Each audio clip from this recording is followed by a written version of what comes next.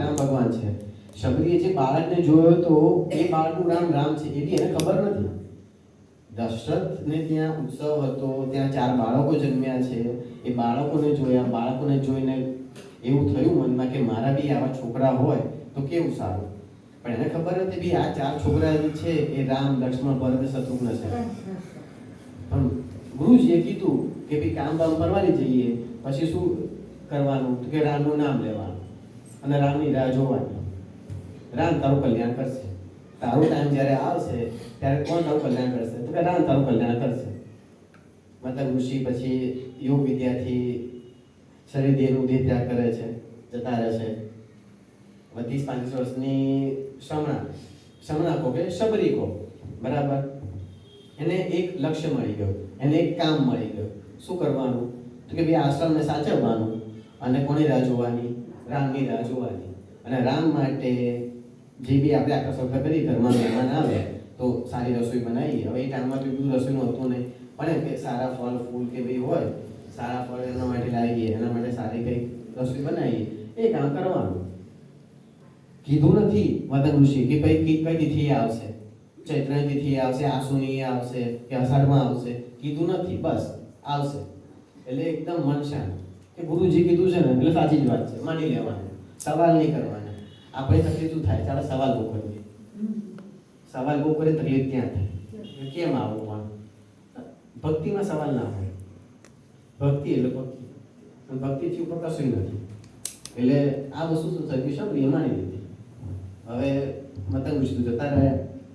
શબરીની દિનચર્યા પાકી થઈ ગઈ. સવારમાં ઉઠવાનું બ્રહ્મ મુહૂર્તમાં, બરાબર, રામ રામ કરતું જવાનું, મનમાં જાપ કરતું જવાનું, રામ રામ બોલતું જવાનું, અને રામ રામ બોલતા બોલતા બધા કામ કરવાના.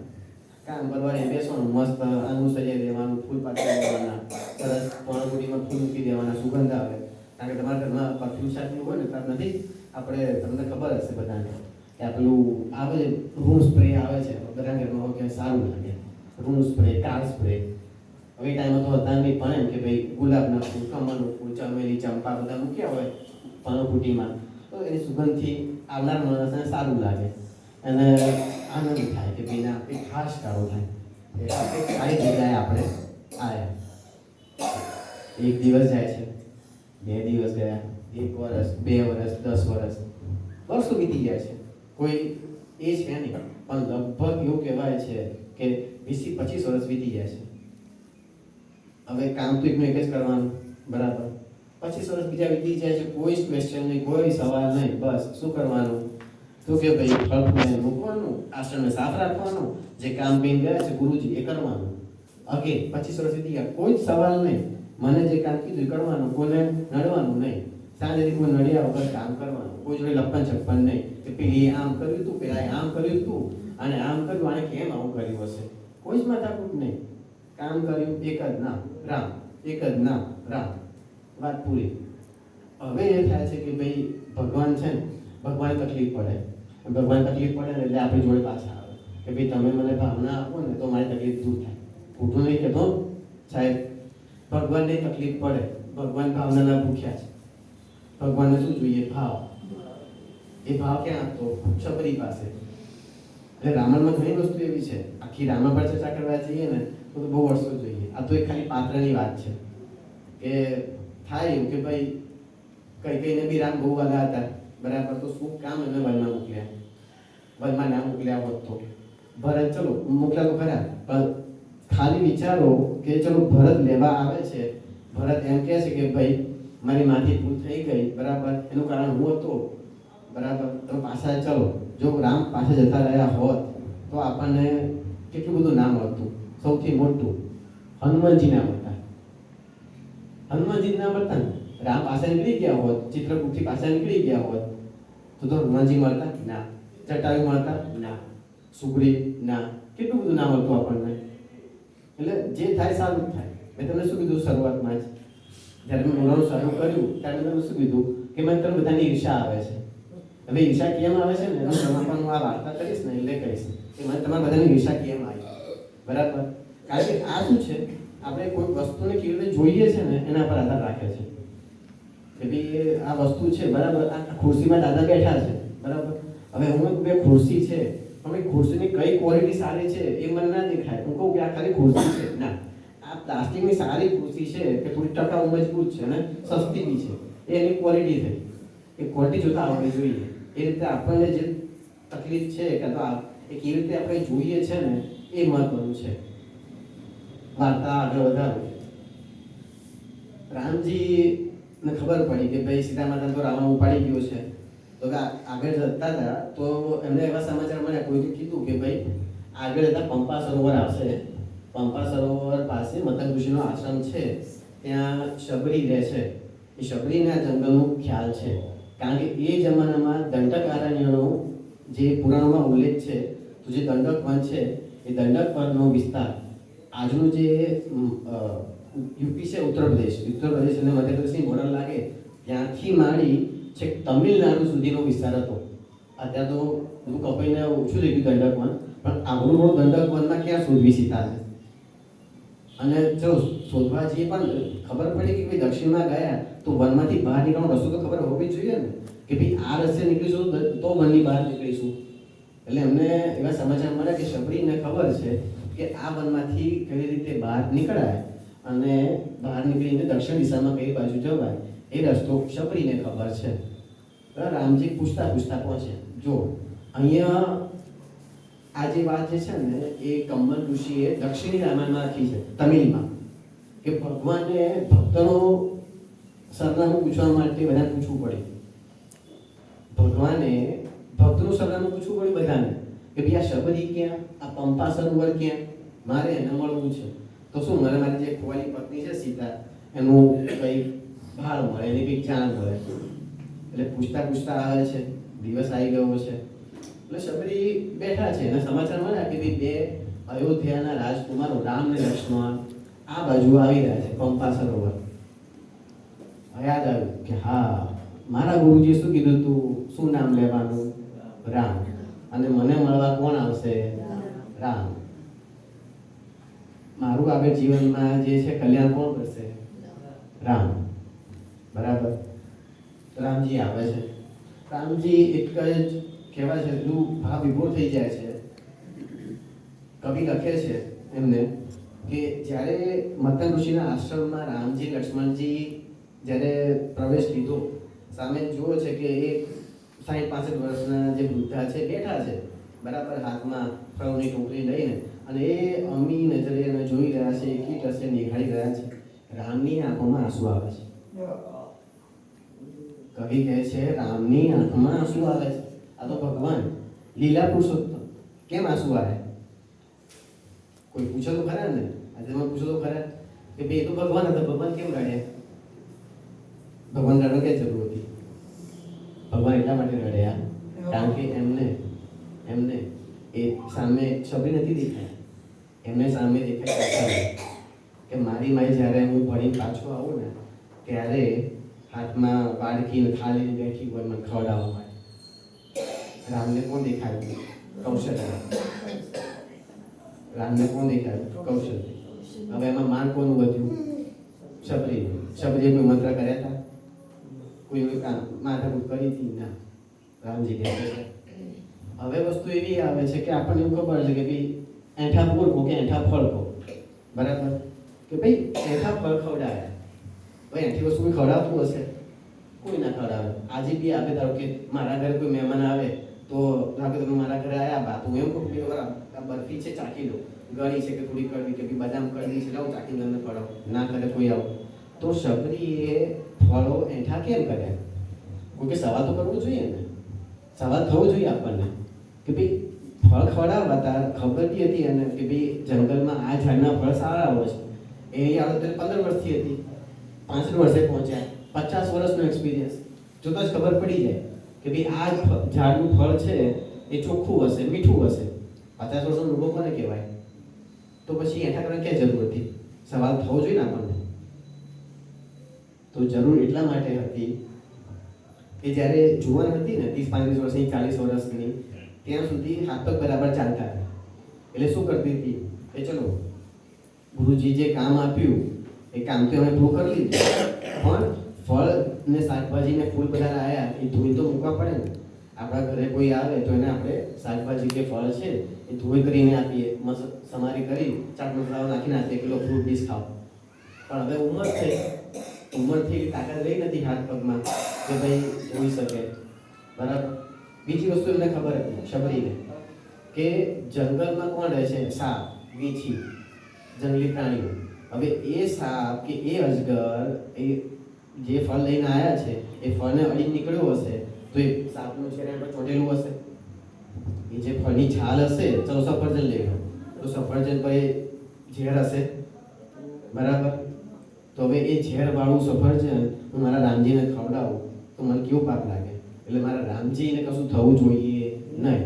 એ જ્યાંથી હું મરી જાઉં તો ચાલે, રામજીને કશું થવું ના જોઈએ. રામજી તો એક જોયા બીજા તો જોયા નતા, તો બી ભાવ જુઓ, એ માનો ભાવ હતો. કેમ? 15 વર્ષે ઈચ્છા થઈ હતી કે આવું મારું બાળક હોવું જોઈએ, પણ લગ્ન તો કર્યા નહીં, આજીવન સેવા કરી, તો પણ બાળકના ભાવમાં એમણે આખી જિંદગી કાઢી નાખી કે ભલે આજે તો કાલે રામજી આવશે, ગુરુજીએ કીધું છે એટલે આવશે, બસ શ્રદ્ધા, વિશ્વાસ. તો હું મારા છોકરાને એઠું આપીશ તો મારું છોકરું ખાઈ લેશે, મારી મમ્મી પણ ખવડાવે તો ખાઈ લે, એટલો વિશ્વાસ કે રામજી મારા છોકરા જેવા જ છે. એ ભગવાન નથી, એમને ક્યાં ખબર હતી કે એ તો લીલા પુરુષોત્તમ ભગવાન છે. એમને તો એમ કે બસ રામજી આવશે એટલે મારું કંઈક કલ્યાણ કરશે, મારા છોકરા જેવા જ છે. એટલે ફળ એઠા કર્યા હતા કે ફળ ધોવાની ક્ષમતા ગુમાવી ગયા હતા. ફળ ધોઈને મૂકવા પડે ને, પણ ધોવાની તાકાત હતી નહીં, પેલા હું ખાઈ લઉં, જો મરી જઈશ બરાબર તો કોઈ અફસોસ નહીં. આપણે જિંદગી ક્યાં કશું કાઢ્યું છે? આટલી શાંતિ હતી, કંઈ જ નહીં, આટલી શાંતિ હતી. પણ જે ચાખ્યા એ ચાખેલી લીધા કે ભાઈ ચલો 2 કામ થઈ ગયા. કેમ કે બીજી ઉંમર થાય એટલે આંખો નબળી પડે, બરાબર, એટલે ભૂલ બી થઈ જાય, ગાફિલ થઈ જવાય કે આ પીળું કરવું દેખાય છે, પીળી કેરી સારી હશે અને અડધી પીળી હોય ખબર ના પડે. પણ આ શું ખાવે તો હું ચાખી લઉં તો ખબર પડી કે મીઠા છે કે ભાઈ કડવા છે કે તુરા છે. હવે વસ્તુમાં આગળ વાત એ આવે છે કે એ એઠાપણમાં ખબર હતી રામજીને કે આમાં ભક્તિ કેવી છે, આમાં ભાવ કેવો છે. અને એ ભાવ જે છે ને રામજી જોઈતો હતો, કારણ કે સીતા માતાને શોધવા માટે શું જોઈએ? શક્તિ જોઈએ, તાકાત જોઈએ. તો એ તાકાત ક્યાંથી લેવાની? એ ફળમાંથી લેવાની. એટલે એમાં તો મસ્ત આમ ક્યાં ને એટલે આમ પ્રેમથી ખાતા કે જ્યારે માણસ ખવડાવતી હોય એમાં તો જોઈ લેતા કે મારી કૌશલ્ય આવી છે, એ બેઠી છે. ભલે એ બીજો જે બેઠો છે ત્યાં આવ્યો ત્યાંનો, પણ અહીંયા 2,000 કિલોમીટર દૂર આ કર્ણાટક, આજનું કર્ણાટક છે, પંપાસ ત્યાં નદી સરોવર છે. તમે આપણે ગૂગલમાં જોઈએ ને એટલે ખબર પડે હવે ત્યાંથી પંપાનું અંતર 2,000 કિલોમીટરની આસપાસ થાય છે. આપણે ચાલતા જઈએ તો નાનું અંતર ના કહેવાય ને, 2,000 કિલોમીટર એટલે શું કીધું? બીજા કોણ બેઠું? તમારી માં મને ખવડાવવા બેઠી છે. એટલે રામજી તો ખાય છે, બાજુમાં ભાઈ બેઠો છે, ઊભો છે, ભાઈ લક્ષ્મણ તું બી લે, બહુ મસ્ત છે. રામજી કહે છે કે ભાઈ લક્ષ્મણ તું પણ ખા. પણ લક્ષ્મણ એને થોડુંક એ થાય કે ભાઈ ના, અમે અયોધ્યાના રાજકુમાર, કઈ બી હોય ભલે અત્યારે કન્ડિશન અમારી અલગ છે, પણ અમારી ઓળખાણ શું? તો કે અમે અયોધ્યાના રાજકુમાર, એટલે અમારાથી હું એઠું ખવાય નહીં. હવે વાત ક્યાં આવે છે કે રામજી અને લક્ષ્મણજી ઉત્તર દિશાથી દક્ષિણ તરફ આવ્યા છે, બરાબર. દક્ષિણ તરફ બેઠા છે શબરી, ઉત્તર તરફ બેઠા છે રામ અને લક્ષ્મણ. એનો મતલબ કે રામ લક્ષ્મણ બેઠા છે એની પાછળની સાઈડ, પીછળના ભાગે કઈ દિશા આવી? ઉત્તર દિશા આવી. એટલે ભાઈનું માન રાખવા માટે લક્ષ્મણ એ એઠા ફળ હોય છે, એઠા ફળ કહો કે એઠા બોર કહો, એ લઈ લે છે, પણ ખાતા નથી. શું કરે છે? ખાવાનો ઢોંગ. બરાબર, બતાવું તો ખરું કે મેં ખરીદા. એટલે એમણે શું કર્યું કે પાછળ ફેંકી દીધા, પાછળ ઘા કરી નાખ્યો, પીઠ પાછળ ઘા કરી નાખ્યો. હવે આ કોણ? લક્ષ્મણજી ને સાક્ષાત શેષનાગ. હવે શેષનાગ કોઈ બી વસ્તુ ફેંકે એટલે એ તો હોય ને કે 2 મીટર 2 મીટર દૂર પડે. તો એ જે એઠા ફળ હતા એ જઈને પડ્યા ક્યાં? છે હિમાલયમાં. એ એઠા ફળ જઈને ક્યાં પડ્યા? હિમાલયમાં દ્રોણગીરી પર્વત ઉપર. દ્રોણગીરી પર્વત પર જઈને પડ્યા. અને એ દ્રોણગીરી પર્વત પર આ જે એઠા ફળ હતા એ એઠા ફળમાં શું હતી? વિશુદ્ધ ઉર્જા, વિશુદ્ધ ભક્તિભાવ. અને કોઈ બી વસ્તુ વિશુદ્ધ હોય એમાંથી શું બને? જીવન.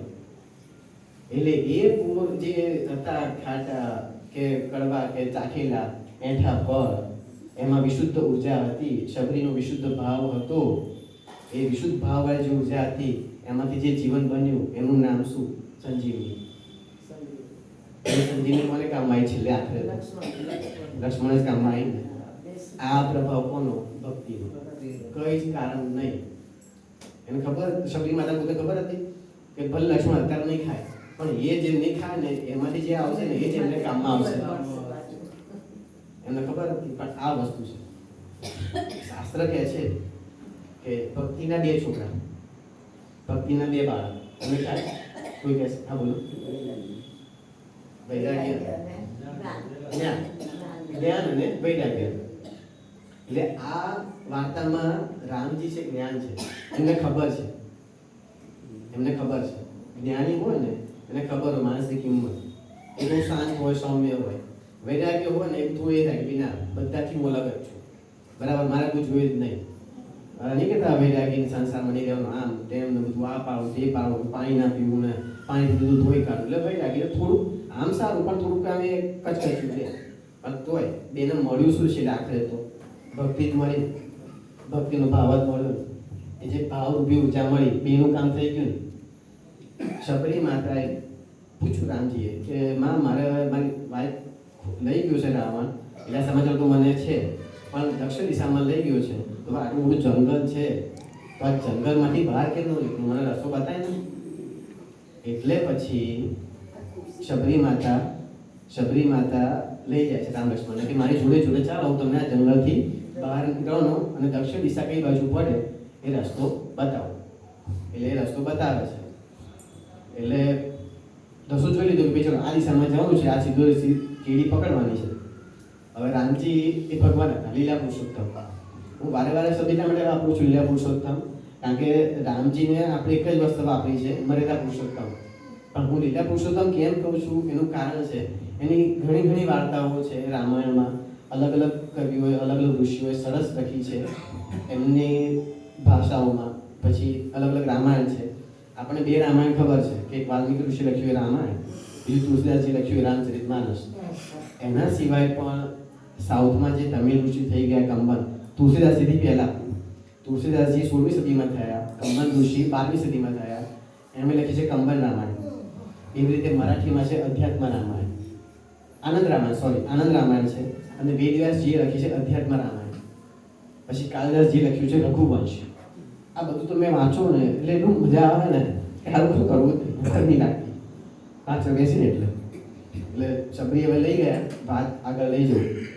શબરી લઈ ગયા રામ અને લક્ષ્મણને કે ભાઈ આ રસ્તો, આ કીડી પકડશો એટલે તમે દક્ષિણ દિશા તમને મળી જશે અને જંગલમાંથી બહાર નીકળી જશો, બરાબર. એટલે રામજીએ પછી કીધું કે ના માં, હવે તમે મને તો ખવડાવ્યું પીવડાવ્યું, બરાબર, તમે મને ખવડાવ્યું પીવડાવ્યું, બરાબર, મારું કામ કાઢ્યું, મને રસ્તો બતાવ્યો, આ તો કંઈ આપવું પડે તમને, એમ થોડું ખાલી છે વાત. એ તો મને મારું જે કુળ છે રઘુકુળ, બરાબર, એ બધા મને ગાળો આપે. મને એમ કીધું કે કુળ પર લાંચ લગાડ્યું કે તને આટલી સારી વસ્તુ કોઈ હેલ્પ કરી, મદદ કરી અને તું એમનો નીકળી ગયો કંઈ બી આપ્યા વગર. એટલે રામજીએ પછી શબરીને શું આપ્યું? કોઈ કહેશે? બા રામજીએ પછી શબરીને આપી નવધા ભક્તિ. 9 પ્રકારની જે ભક્તિ કીધી છે એ 9 પ્રકારની ભક્તિ આપી. ઉંમર થઈ ગઈ હતી એટલે શબરીએ કીધું કે પણ પ્રભુ તમે અત્યારે ભક્તિ આપો છો તો અત્યારે મારી ઉંમર થઈ, મારા તો હાથ પગ ચાલતા નથી. તો કે મને ખબર છે કે હું અહીંથી નીકળીશ ને એટલે તું મારામાં સમય જવાની છું, પણ તારો જે બીજો અવતાર આવશે તને ત્યારે આ ભક્તિ કામમાં આવશે. એટલે એવું નથી કે ભાઈ તમે આ જન્મે કંઈક કર્યું તો આગળ જન્મનું શું. હું ઘણાને કહું, મારી જોડે જે મારે કામ કરે કે આવતા ને કોન્ટેક્ટમાં, એ બધાને કહું, બધા પણ કહે એટલે આ શું આખો દાડો લોકો જીન્સ પહેરીને આવે, એક દિવસ ઓફ હોય, બરાબર, કે કંપનીમાં અમે કામ કરી કોર્પોરેટ, એટલે એમ બી ફોર્મલ કપડાં પહેરવાના હોય, શનિવારે જીન્સ ટી શર્ટ પહેરો, બધા જીન્સ ટી શર્ટ પહેરીને આવે, ટેમ્પો પહેરીને આવે, ધોતી પહેરીને આવે, ખબર નહીં પડતી તો આડો છે, આડો થાય છે, આડો ફાટે. મેં કીધું ના, હું ભક્તિ કરું તો મને આમાં વધારે મજા આવે, હું આ કપડાં પહેરું તો મને સારું લાગે. આ આપણું પરિધાન છે. એ રીતે એવું નથી કે ભાઈ ભક્તિ કરવાની ઉંમર 50 પછી છે. તમે 50 જોઈએ, આ કોરોના હિસાબ બતાવી દીધો ને, આ 35-40 વાળા આપણા ઉકળી ગયા, બરાબર. પણ એમ નથી કહેતો ભાઈ હું 50 પછી 45 પછી ભક્તિ કરીશ, હારી કરીશ. હું અત્યારથી કરીશ ને તો કાલે ઉઠીને મુકેશ અંબાણીને જન્મ લઈશ. તમે મીઠું વિચારો કે મુકેશ અંબાણીના છોકરાના ઘરે છોકરો આવ્યો, એના પૂર્વજન્મમાં કેટલા કર્મ હારા કર્યા છે. વિચારવા જેવી વાત છે. મુકેશ અંબાણીના છોકરાના ઘરે છોકરો આવ્યો અને છોકરાનો ફોટો આવ્યો, આમ ટેસ્ટ વાળો જો કે મારા દાદા કોણ, તો કે મુકેશ અંબાણી. એને કઈ વાતની ચિંતા કરી, પણ મુકેશ અંબાણીના છોકરાના ઘરે જે છોકરો આવ્યો એના આગલા અવતારમાં કઈ સારા કામ કર્યા હશે, કઈ સારા પુણ્ય કર્મ કર્યા હશે, ત્યારે મુકેશ અંબાણીના ઘરમાં જન્મ લીધો ને. કે પછી કઈ ખૂટશે ને જિંદગી પર જોવાનું, કઈ કામ કરતું કરે ના કરે, કેટલા નોકર ચાકર, એમાં રહેવાનું, આગળ બંગલો. મારા દાદા કોણ, તો કે ભારતના નંબર 1 અરબપતિ, ભારતના નંબર 1 માણસ, ધનવાન માણસ કોણ, કે મુકેશ અંબાણી. એટલે હું ઘણા બધાને કહું કે હું એમ નહીં કરતો કે ભાઈ આ રામનું નામ કેમ લઉં છું, કે ભાઈ કૃષ્ણનું નામ કેમ લઉં છું, કે ભાઈ કેમ શ્લોક બોલ્યા. કાલ ઉઠીને હું ટિકિટ મારી કપાઈ જાય, મને ખબર નથી, બરાબર. આમ સારું છે કે બે એટેક આવ્યો, હેરાન થયા ને ઉપડી ગયા, પણ ના આવ્યો રીબાયા, બરાબર. એ રીબાનું દુઃખ ના મળે ને એટલા માટે ભક્તિ કરવાની, એટલા માટે રામનું નામ લેવાનું, એટલા માટે માતાજીનું નામ લો, શંકરનું નામ લો, કૃષ્ણનું નામ લો, એટલા માટે લેવાનું. કામ તો કરવાનું જ છે, બરાબર. એટલે અને કરીશ અને કઈ સારા કર્મ આગળ આવશે તો કદાચ હું અત્યારે મુકેશ અંબાણીના છોકરા ઘરે છોકરો આવ્યો છે, એ છોકરાના ઘરે હું છોકરો થઈ આવીશ. હું જસા નહીં કરું. તમે લોકો અત્યારે બચત કરો છો, બરાબર, તમે વાપરશો નહીં. અહીં મેં કાલે વાંચ્યું હતું કે તમે ન વાપરેલા પૈસાના ચોકીદાર છો. એટલે મારે એવું ચોકીદાર બનવું નથી. મારે એ વસ્તુ ભેગી કરવી છે, એ મારા જ કામમાં આવે. એ શું છે? પુણ્ય, સારા કર્મ, સારી વાતો, સેવા, એ મારી જોડે આવશે. આ વસ્તુ છે. એટલે હવે હું તમને કહું કે મેં તમને કીધું કે ભાઈ મને તમારી ઈચ્છા આવે છે, એનું કારણ તમને કહું કે આજે તમારા વડીલોના ઘરે જે બી તકલીફ હશે કે તમે આજે અહીંયા છો, એનું બહુ સારું વસ્તુ છે કે કંઈક સારા કર્મ કર્યા હશે ને એટલે તમે અહીંયા છો. કારણ શું ખબર છે? તમારે તમારી રોડું જોવાનું નહીં.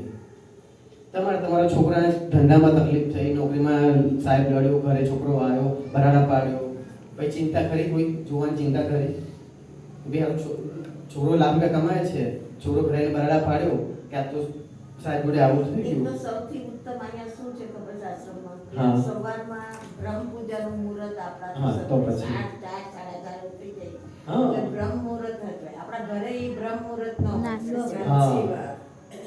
તો પછી એટલે મને તમારી ઈચ્છા આવી. આ તો જો મારે છે, મારી વાળી બેઠી જ છે એટલે કહેવાય નહીં કે બરાબર. મારો છોકરો બી છે મોટું કરવાનું હજુ એ ભણશે ગણશે આગળ જેવી ફિલ્ડમાં જાય એટલે છોડાય નહીં. બાકી હું તો અમને કહું કે લાવો સાહેબ હું પાછું બધા કરી દઉં, હું તમારી બધા ભક્તિ કરું, સત્સંગ કરું, જેટલું વાંચ્યું છે.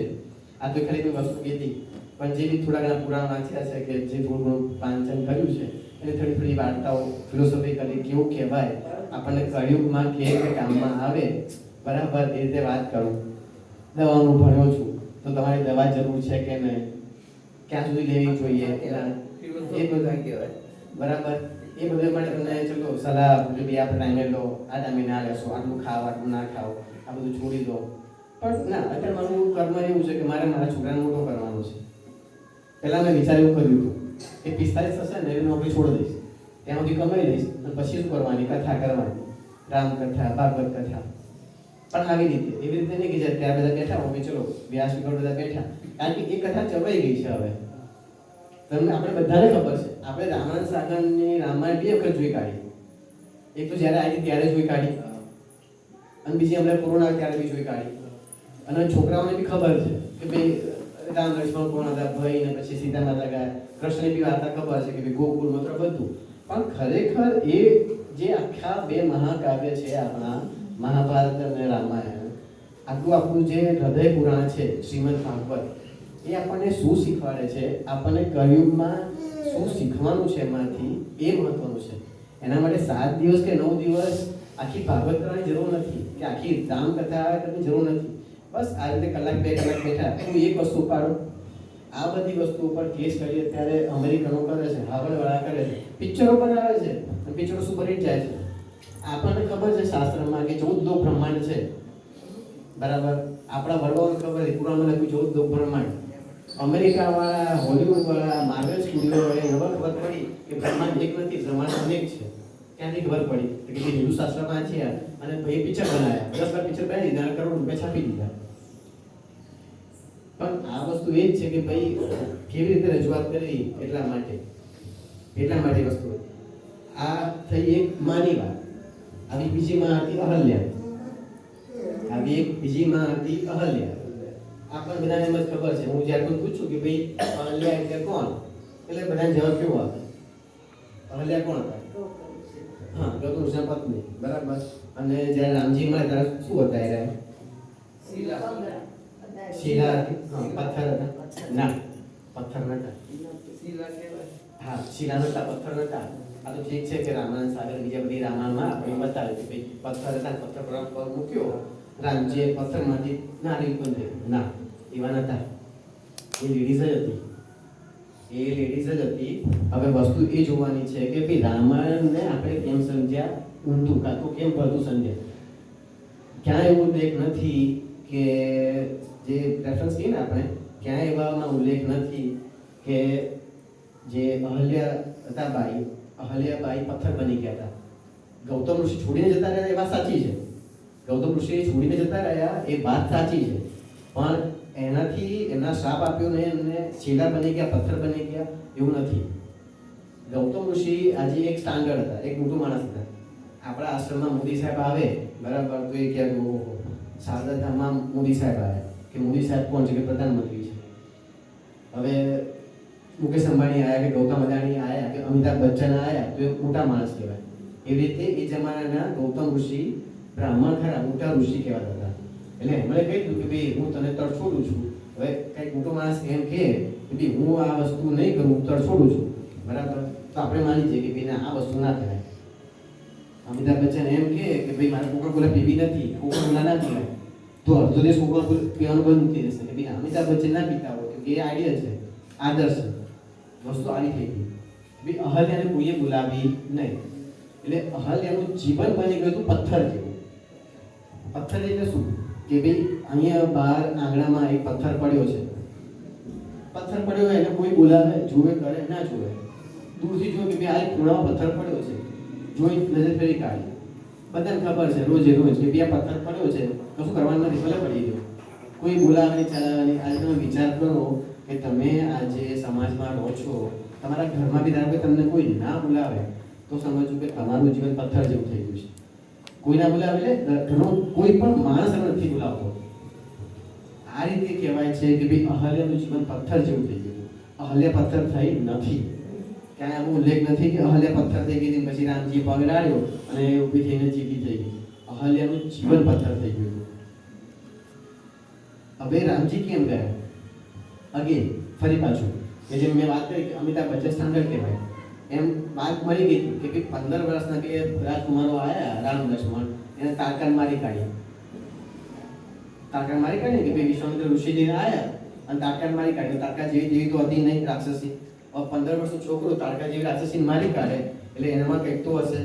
હા, હવે એનું કુળ શું? તો કે રઘુકુળ. કોના છોકરા? તો કે દશરથના. બરાબર. રઘુ, દિલીપ, દશરથ, નહુષ. કેટલું મોટું આમ વંશ પેલો જોયેલા આમ લાગે, બહુ મોટું કુટુંબ કહેવાય. આપણે ના કે ભાઈ ના આ મોટા ઘરમાં ગઈ છે, મોટું કુટુંબનો છોકરો છે. એટલે રામ બન્યા રેફરન્સ સ્ટાન્ડર્ડ. રેફરન્સ સ્ટાન્ડર્ડ એટલે કે એક કહેવાય ને કે આમ મોટા માણસ કહીએ આપણી ભાષામાં, એ રીતે. હવે રામજીને ખબર પડી કે ભાઈ વિશ્વામિત્ર ઋષિ જોડે વાત કરી રામજીએ કે ભાઈ આ ઝૂંપડી દેખાય છે, પાણાપુરી કોણ રહે છે? આમ અલગ થલગ જ છે, કોઈ રહે છે કે કેમ? એટલે વિશ્વામિત્રે આખી વાત કરી રામજીને કે ભાઈ આવું છે. એટલે રામજી કીધું ગુરુજી તમારી આજ્ઞા હોય, તમારી જો પરવાનગી હોય તો અમે ત્યાં મળીએ આપણે. એટલે પછી 15 વર્ષના રામ પાસે એટલી બુદ્ધિ હતી, 15 વર્ષના રામજીને એટલા સંસ્કાર અને એટલી જ્ઞાન હતું કે ભાઈ આવડો મોટો ત્યાગ કર્યો હોય ને જિંદગીમાં, જેને કે કોઈ બોલાવે તો બી જીવન જીવતી હોય ને એ જેવી વ્યક્તિ ના હોય. એ બહુ ઊંચી વ્યક્તિ હોય એટલે એને મળવું પડે. એટલે રામજી પગ નથી લાગતા, રામજી પગે લાગે છે. રામજી અહલ્યાને પગે લાગે છે. હવે ગામ આખાએ જોયું કે જો રામ જેવડું આવડા મોટા દશરથનો રાજકુમાર, અયોધ્યાનો થનારો ભવિષ્યનો રાજા, બરાબર, જો અહલ્યાના પગે પડતો હોય, એને પગે લાગતો હોય, એને માં કહેતો હોય અને એવું કહેતો હોય કે માં આ સમાજને ખબર પડતી નથી, બરાબર? કે તારો તો કોઈ વાંક હતો નહીં, વાંક જેનો હતો એ ઇન્દ્ર તો પાછો બેઠો જ ત્યાં, એને એની સજા મળી ગઈ છે, પણ આવડી મોટી સજા ના હોય. એટલે હું તને મુક્ત કરું છું. કોઈ તારી હારે આવે કે ના આવે, આ તારો છોકરો અહીં જોઈ બેઠો છે, આવું કોણ કે? હવે વિચારવા જેવી વાત છે કે ભાઈ એ જમાનામાં તો બહુ બુદ્ધિચૂક હતા. અહલ્યા જેવી લેડીઝને ત્યાં, સ્ત્રીને ત્યાં જઈને રામ જો 15 વર્ષનો છોકરો એમ કે ભાઈ જા હું જોઉં છું કોણ બેઠું છે, આવું તારે બેઠો તો કોણ છોકરી આપશે? કેમ ટેન્શન ના હોય? એને લગ્ન તો કરવાના હતા ને, બાપાએ લગ્ન કર્યા હતા, 3 નાની 3 મામો હતી, અમે 4 ભાઈઓ થયા, કાલે અમારે લગ્ન થશે, કેવો વિચાર ના આવે કે સાલું કાલ મને કોણ છોકરી આપશે? ત્યાં પેઢી જોડે તું જઈને બેઠો છું, જા અમે તને છોકરી નહીં આપીએ, આવો વિચાર ના આવે? આવો વિચાર તો આવે ને રામને, પણ એ વિચાર કરતા મહત્વ શું હતું કે ભાઈ અહલ્યાનું વાંક નહોતો, પણ એને નિર્દોષ સાબિત કરવાની આ વસ્તુ છે. રામાયણ આ શીખવે છે કે તમારા પાસે પાવર છે તો તમને ખબર છે કે ભાઈ આની જોડે ખોટું થયું છે, એની બાજુમાંથી બેસો, દુનિયાથી તેલ લેવા ભાડમાં જાય.